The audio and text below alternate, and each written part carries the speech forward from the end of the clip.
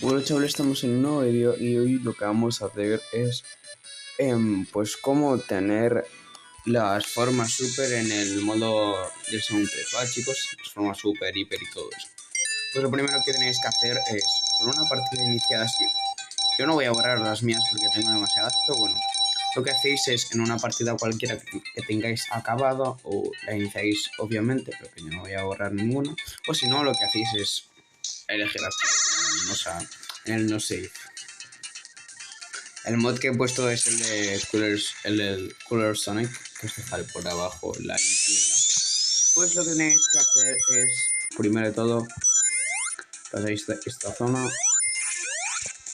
cuidado, y una vez os ponéis en estas lianas y hacéis izquierda, izquierda, derecha, derecha, arriba, arriba, y así hasta que os suena un anillo.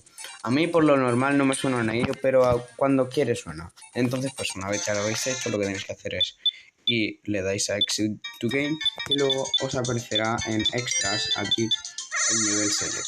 Y lo primero que tenéis que poner es, un momento chicos, que ahora lo miro que lo tengo que apuntado.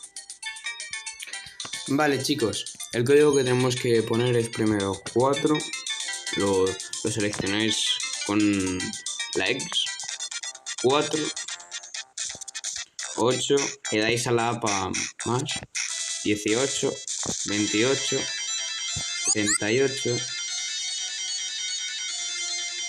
38, 39,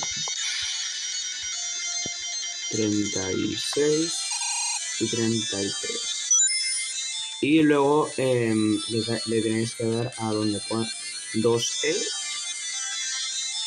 2,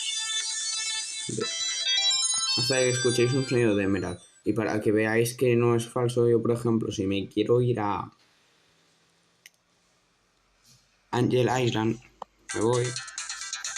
Como todo el mundo ya sabemos esta cinemática. Muy rápido.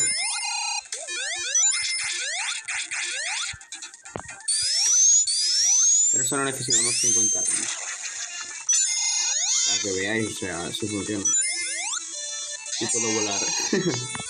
Entonces, pues sería nada más eso. Y eso sería el vídeo de hoy.